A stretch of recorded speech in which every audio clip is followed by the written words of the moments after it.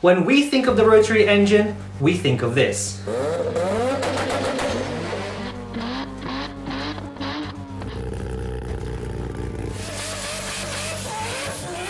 But that's just the majority of people. To most, this is what they have to say about it. They're generally gas hogs. They're very inefficient engines. Terrible on fuel, even worse on oil, and can be expensive to fix. And on this very road, I almost ran out of gas because the fuel economy was so horrible, I couldn't believe it. But why is that?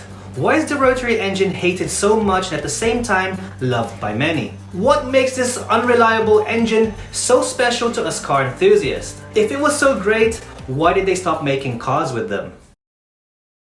We all know that the rotary engine is what powers the famous Mazda RX-7 and RX-8. Both are Japanese sports cars. So many people will assume that it should be Japanese, right? But actually, it's not. The rotary is actually a German engine. German engineer Felix Wankel created the rotary engine in the 1950s. Why? Maybe he thought piston engines were just too mainstream? The rotary engine actually had a few advantages over a traditional piston engine. Its small size means it can be pushed further into the engine bay, making the car balanced. It is lightweight and can produce a lot of power for its size, and it also had fewer parts compared to a piston engine, which means mass producing it would cost a lot cheaper. It's also way smoother than a piston engine and revs higher. It has no reciprocating mass like pistons and valves. This makes the rotary incredibly balanced with smooth power delivery and the ability to rev really high. The Mazda RX-8 is known to rev up to 9,000 RPM.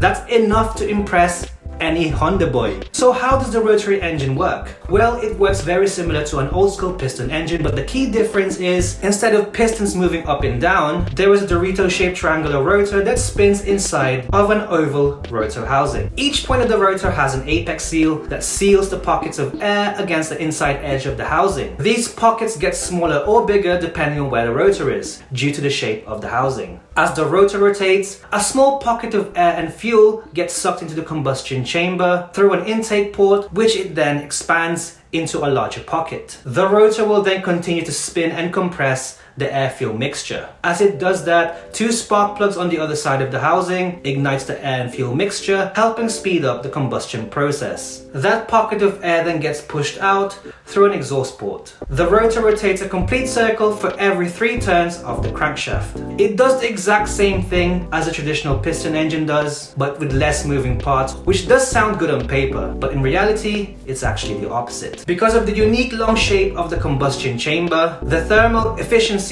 of rotary engine is actually lower compared to a piston engine. This will then lead to unburnt fuel leaving the exhaust. This is why it's easy to produce pops and bangs with a rotary engine. Although that's actually awesome to us car nerds, it was still undeniably inefficient. The rotary engine also burns fuel by design. Oil gets sprayed into the combustion chamber via oil squirters and injectors to help lubricate the apex seals. This would mean that you'd have to keep checking the oil levels regularly to keep the rotors lubricated and happy. This is actually part of the reason why rotary engines would break down a lot quicker, because people just didn't know how to maintain and look after a rotary engine. Many manufacturers were actually very interested in the rotary engine, and they all wanted to license Wankel Tech from NSU, which would later on become part of Audi. The very first production car to feature a rotary engine was the 1964 NSU Spider. It was powered by a smooth single rotor engine that was located in the back of the car, so there would be more room for storage. It was actually a very good looking car, and it had more power than its competitors, so it should have done very well. But instead it would fail massively because the apex seals just didn't work right, and the rotor would just scar the inside of the housing. As a result, the NSU Spider was discontinued in 1967. I mean, NSU did try to keep the rotary going by making the RO80, but that too was discontinued in 1977 due to only selling a few thousand cars a year. This was actually the start of the rotary engine's bad reputation.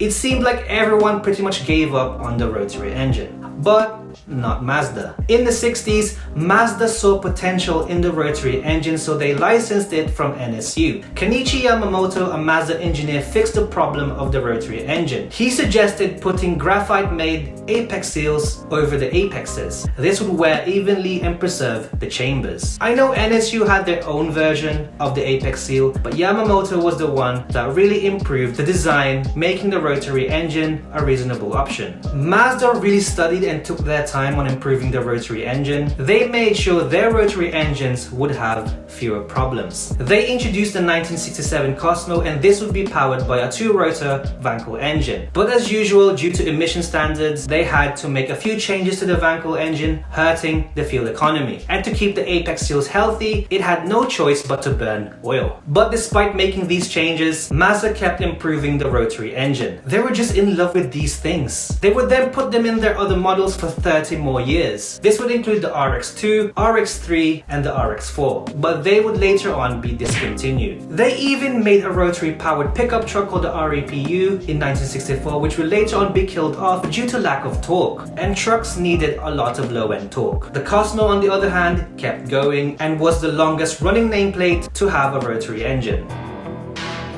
高級車は私に向かう。ユーノスコスモ誕生。 It was actually very luxurious, and it featured a 2-liter sequential twin-turbo 3-rotor engine producing 300 horsepower. It was actually super quick during its time. The Cosmo was in the market from 1967 to 1996. It had a long life, but because of how expensive it was and how horrible the fuel economy was, it was killed off in 1996. GM also mingled a bit with the Wankel engine. They tried to put it in a few concept cars, including the Chevy Vega, but they too died because every time GM tried to improve the rotary engine, something else would go wrong.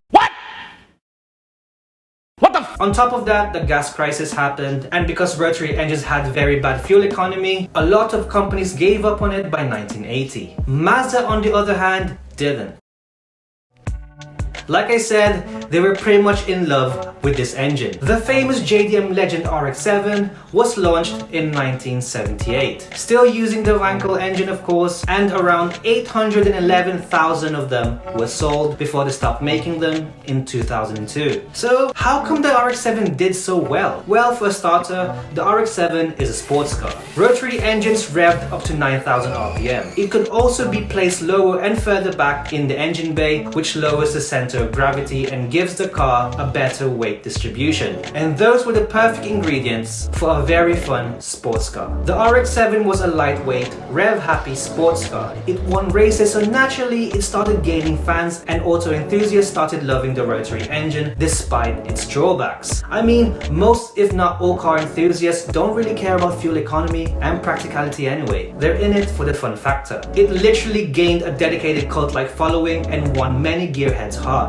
For most rotary lovers, it was actually the RX-7 that introduced them to the pistonless engine. But sad to say that Mazda discontinued the RX-7 in most of Europe by 1996 due to strict emission regulations, and by 2002, Mazda stopped making them altogether. In 2004 though, the RX-8 replaced the RX-7, and it too was powered by a rotary engine. It seemed like Mazda just wouldn't throw it in the towel, but by 2012, the production of RX-8s also ended because of low sales. People just didn't know how to maintain them properly. People just didn't know how to maintain them properly, emissions were getting more strict, and it still had horrible fuel economy, which really did hurt sales. So it was the last car to be powered by a rotary engine.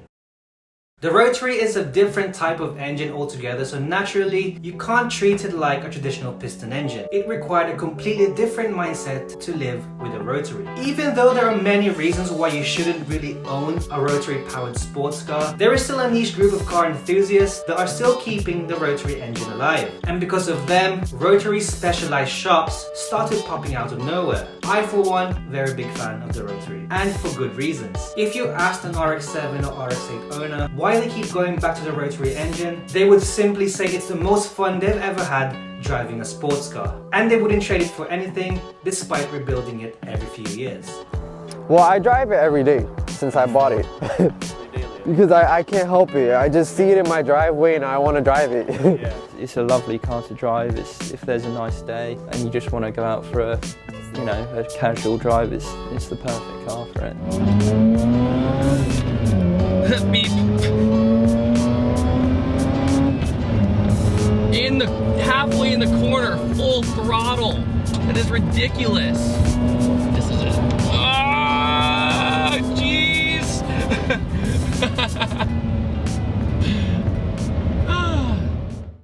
Owning a rotary powered car is a very emotional decision. You have to actually love it to own it. Even though it's a very high maintenance engine, it still holds a very special place in gearheads' hearts, and to them it's worth it. And it's a good thing people are still keeping it alive, because the rotary engine holds a special place in automotive history. I mean, Mazda did prove that given the right maintenance, rotaries can be very reliable. In 1991, Mazda was also the first Japanese automaker to win the 24 Hours of Le Mans with the 4-rotor 787B. An incredible conclusion, with Mazda in the process of becoming the first Japanese constructor to win the 24 Hours of Le Mans. For the Japanese team of Yves de Schonack, this 24 hours was of special importance. The powerful 700 horsepower rotary engine will be banned from next year, and Mazda owed it to themselves to put in a memorable performance. There is really nothing like them when they're working, and I think we can all agree, rotary car owner or not, that it produces one of the best sounds ever. I mean, just listen to this.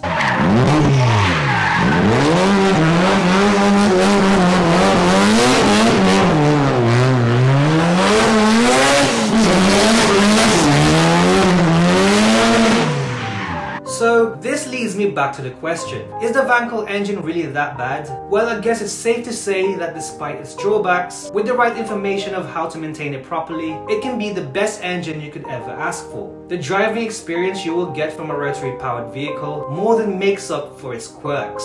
So as long as there is still gas left in the world, the rotary engine will continue to live on. If you made it till the end of the video, I would just like to say thank you. I really did put a lot of effort in this video. So if you got entertained in any way, please like this video. If you're a rotary fan, share this video. I want to start putting out more content in this style, kind of like a documentary style. So please subscribe so you don't miss them when I upload. With that being said, I'll see you on the next video.